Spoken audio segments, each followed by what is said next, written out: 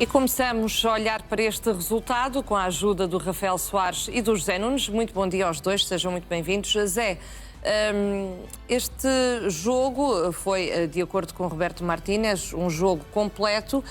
Entre os jogadores as opiniões dividem-se, não é? Há quem ache que a seleção esteve bem. Certo é que foi eliminado. O que é que aconteceu? Bom dia, Vânia, bom dia, Rafael, e bom dia também aos espectadores do NAU.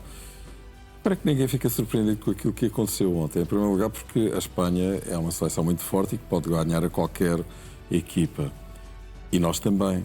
Só que Portugal nunca apresentou um futebol à altura da ambição que acho que legitimamente existia na opinião pública desportiva e também ao nível dos responsáveis da Federação. Mas acaba por bater certo o futebol pouco ambicioso que Portugal apresenta no Campeonato do Mundo com o discurso do selecionador.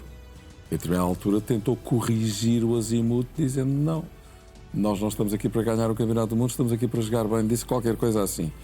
Mas na verdade uma coisa poderia conduzir à outra e nem uma coisa nem outra, foi isso que acabou por acontecer. Portanto, não foi um jogo completo, não concordo nada com ele, acho que a seleção portuguesa foi uma seleção um pouco ambiciosa, reativa.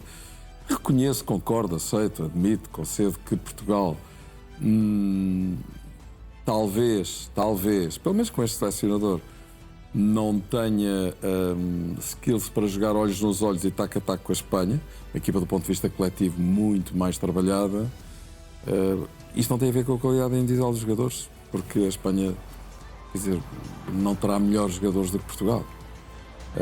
O que se passa é que há um selecionador à frente da Espanha que consegue extrair rendimento dos jogadores e há outros que ao fim deste tempo todo acaba por sair pela porta baixa, com o futebol pouco ambicioso e que na segunda parte acabou mesmo por, com as alterações que foram feitas, com as substituições que foram esgotadas, a pensar eventualmente num prolongamento, acabaram por deixar a seleção sem resposta. Evidentemente que um golo naquela altura, aos 91 minutos, evidentemente inclinava decisivamente, como foi o caso, o jogo a favor da Espanha, que ao cabo de 5 jogos ainda não sofreu um único golo no Campeonato do Mundo, mas também é verdade que, quer dizer, se contabilizarmos as oportunidades que tivemos para marcar são muito poucas. Como sempre, um futebol estéril. A Espanha entrou com mais bola, foi mais paciente do que nós. Nós até tivemos capacidade para marcar, pressionar alto com uma marcação à zona, mas principalmente sobre as laterais, no sentido de impedir que os laterais espanhóis, que são muito ofensivos e que participam muito no planeamento ofensivo da equipa, pudessem ser muito efetivos. Isso funcionou, mas depois constatámos que Portugal, quando tinha a bola, desfazia-se ela muito rapidamente. Quer dizer, não tinha a paciência que a Espanha teve e principalmente não tinha capacidade para criar desequilíbrios. Um jogo muito atado, muito amarrado, ok, tivemos aquela grande oportunidade por Nuno Mendes, que a par de Diogo Costa foi Portugal um grande ressentiu-se destaque. muito com a saída por lesão de Nuno Mendes? Sentiu, mas quer dizer, não pode estar exclusivamente dependente de um lateral esquerdo que realmente tem uma capacidade estrondosa e principalmente não pode estar suportada por um guarda-redes excepcional, que é, sem dúvida, dos melhores guarda-redes que estão neste Campeonato do Mundo e que teve um número de intervenções ao nível de guarda-redes, estou a falar dos 5 jogos, segunda e terceira linha neste Mundial, porque se tu elencares as intervenções que os guarda-redes das equipas de primeira linha e que têm ambições neste Campeonato do Mundo tiveram, não tem nada a ver, tiveram muito menos. Isto significa que a seleção foi curta a atacar, mas também não foi perfeita a defender. Portanto, eu acho que a saída de Roberto Martínez, antes de passar já vamos falar disso. é um corolário normal daquilo natural, que tendo em aconteceu, conta apesar o da que conquista aconteceu. da Liga das Nações. Rafael, bom dia. Diogo Costa foi o homem do jogo, a teu ver, ou não? Bom dia. Sim, acho que Diogo Costa foi o melhor jogador de Portugal pelo terceiro jogo consecutivo, que também diz muito a pobreza coletiva em que Portugal esteve metido neste Campeonato do Mundo. Falo dos jogos frente à Colômbia, Croácia e agora frente à Espanha. Acho que Diogo Costa é a grande figura de Portugal, tal como já tinha sido muito importante no último Campeonato da Europa, se bem nos recordamos, e acho que é injusto para ele, ainda que ele esteja obviamente feliz no Porto, se um dia não vier a representar um tubarão europeu, e se não for agora, creio que nunca mais será depois do rendimento que mostrou no Campeonato do Mundo. Fazendo aqui uma pequena análise ao jogo, se me permites, Claro. eu estou de acordo com o Zé, acho que não foi nada incrível o jogo de Portugal, ao contrário do que Roberto Martínez nos tenta vender. Acho que a vitória da Espanha é inteiramente justa, não foi um domínio avassalador da Espanha, mas é uma vitória inteiramente justa da única equipa que quis vencer na última meia hora da partida. E sendo que a Espanha teve sempre mais a posse de bola, a verdade é que na última meia hora Portugal foi recuando, e a Espanha foi subindo e foi a única equipa capaz de criar nessa última meia hora.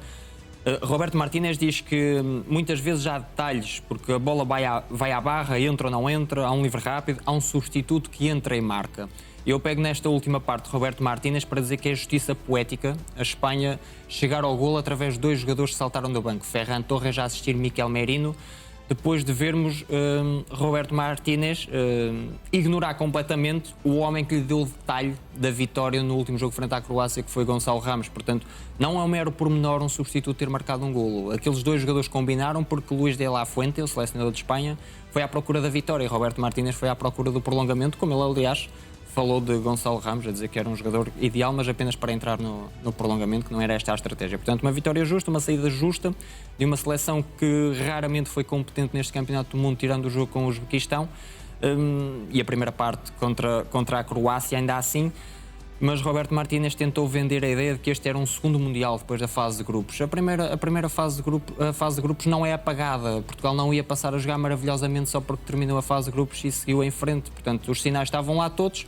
É uma saída em glória, já agora, de uma seleção que só defrontou a Espanha nos oitavos de final porque não venceu o grupo esse que tinha toda a obrigação de vencer. E olhamos agora para Cristiano Ronaldo, ele que ficou em lágrimas no adeus ao Mundial. O capitão da Seleção Nacional despediu-se deste último Mundial bastante emocionado, depois da derrota por 1-0 frente à Espanha.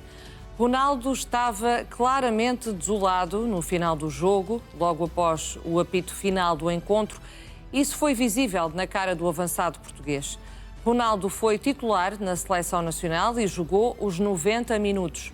Teve algumas oportunidades para marcar, mas foi impedido por 2 vezes pelo guarda-redes espanhol. Aos 41 anos, Cristiano Ronaldo disputou o último Mundial por Portugal e por isso desabou em lágrimas no final do jogo. Despede-se com 3 golos marcados na competição. Rafael, Cristiano Ronaldo confirmou de facto que este foi o seu último campeonato do mundo. Que legado é que deixa na seleção e também não quer ainda assim fechar as portas ao europeu, não é? Cristiano Ronaldo deixa obviamente um legado enorme na seleção nacional, porque é o melhor jogador da história do futebol português, participou na conquista de 3 troféus e dos únicos 3 troféus que Portugal venceu na sua história no futebol sénior. Melhor em europeus do que em campeonatos do mundo, foi bem mais feliz em campeonatos da Europa do que em campeonatos do mundo. O melhor provavelmente terá sido até o seu primeiro no Mundial 2006, em que Portugal chega às meias finais, e o Ronaldo é uma das, não revelações, mas se calhar confirmações de que viria aí um dos melhores jogadores da história. Acho que este campeonato do mundo, tal como a muitos jogadores, não lhe correu de feição. É certo que marca 3 golos, 1 frente à Croácia de penalti, 2 frente ao Uzbequistão, mas acredito que o próprio Cristiano Ronaldo tivesse expectativas para fazer um campeonato do mundo melhor. Acho que a gestão foi absolutamente deficitária. Ronaldo não deveria ter jogado os 90 minutos? Não de todo. E não é a primeira vez que acontece, não devia tê-lo feito frente à Colômbia. É substituído apenas no jogo frente à Croácia e o jogo de ontem pedia Gonçalo Ramos. Via-se que Cristiano Ronaldo já estava desgastado. Roberto Martínez diz que Ronaldo estava bem para fazer 90 minutos, mas obviamente o jogo pedia a entrada de Gonçalo Ramos por vários motivos. Desde logo o desgaste natural do Cristiano Ronaldo, a capacidade que Gonçalo Ramos tem para pressionar, e os defesas da Espanha saíam como bem queriam a construir, a própria mobilidade que Gonçalo Ramos tem, a forma de se apoiar com os colegas. O jogo pedia Gonçalo Ramos, Roberto Martínez desrespeitou o momento de forma de Gonçalo Ramos, desrespeitou aquilo que Gonçalo Ramos lhe deu na última partida. Vimos em poucos momentos Ronaldo e Gonçalo Ramos a jogarem juntos frente à Croácia, que até foi um dos piores momentos de Portugal na partida.